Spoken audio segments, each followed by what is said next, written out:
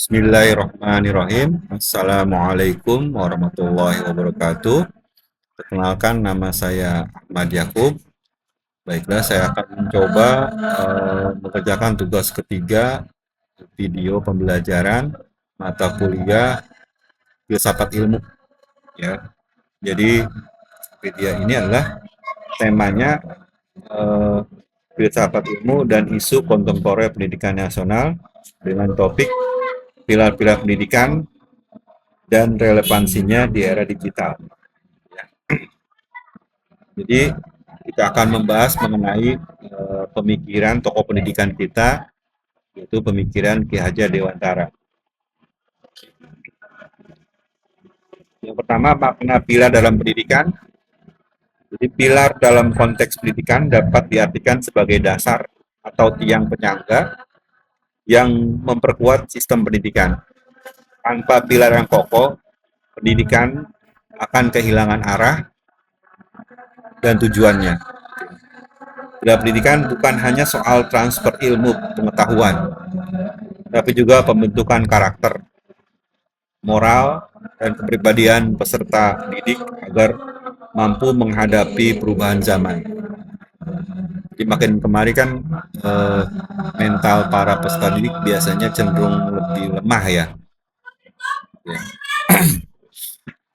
Beda dengan pola pendidik pada waktu kita mungkin tahun 90-an. Ya. Kemudian prinsip dasar pendidikan menurut Ki Hajar Dewantara itu ada tiga, ya. Ada tiga konsep dasarnya. Ingarso sung tulodo, ya.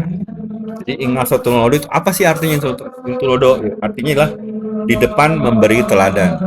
Jadi guru harus menjadi contoh yang baik bagi peserta didik, baik dalam sikap, ya, berperilaku maupun penggunaan teknologi digital secara bijak, gitu ya. Kemudian yang kedua, ingmadya mangun karso. Artinya di tengah membangun semangat.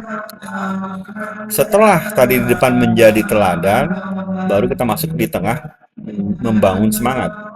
Jadi guru tidak hanya mengajar, ya, tetapi juga mendampingi dan memotivasi siswa yang agar aktif, gitu ya, kreatif dan percaya diri dalam proses belajar. Karena kan ada beberapa kondisi yang memungkinkan siswa terkadang kan merasa jenuh, ya, kemudian malas, ya, mungkin malamnya begadang, gitu kan, kita harus atau ada sesuatu kondisi yang entah di rumah tangganya atau mungkin kalau yang SMA mungkin masa remajanya, gitu ya. Kita harus memotivasi untuk apa mereka belajar dan tujuan mereka setelah lulus SMA, gitu ya. Kemudian poin yang ketiga, pilar yang ketiga yaitu tuturi handayani, gitu ya. Yaitu di belakang memberi dorongan. Guru itu harus memberikan dukungan dan kebebasan kepada siswa atau peserta didik, ya, untuk berkembang sesuai potensi mereka, namun tetap dengan pengawasan dan arahan yang positif. Ya, karena kan pada kondisi remaja mereka cenderung penasaran dengan hal-hal baru, ya. Mereka tidak sadar bahwa itu ada banyak sisi negatifnya, ya. Kemudian apa sih relevansi dari digital sekarang, gitu ya, dengan konsep tiga pilar tadi yang Ki Hajar Dewantara sampaikan? Itu dari digital prinsip-prinsip tersebut tetap sangat relevan. Contohnya, dalam pembelajaran daring atau online, guru dituntut menjadi teladan dalam penggunaan media sosial dan teknologi. Guru juga harus mampu menciptakan pembelajaran yang interaktif dan pasif selama belajar online, gitu ya.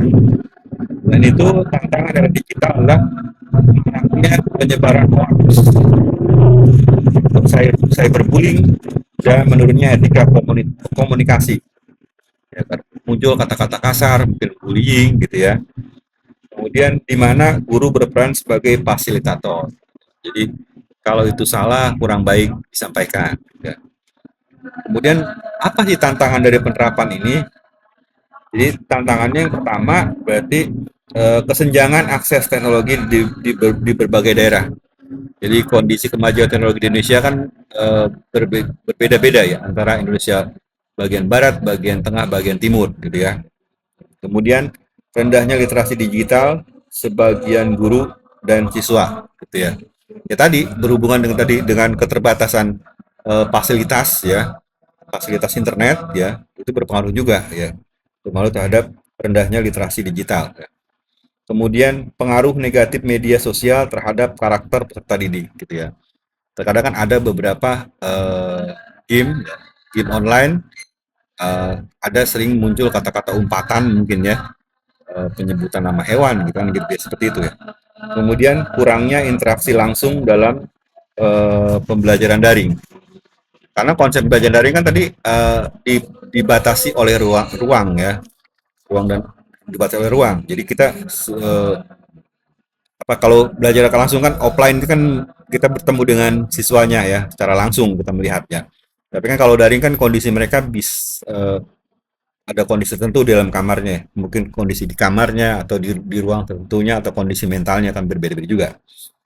Kemudian hal ini menunjukkan bahwa teknologi tidak dapat menggantikan sepenuhnya peran guru sebagai pendidik karakter, gitu ya.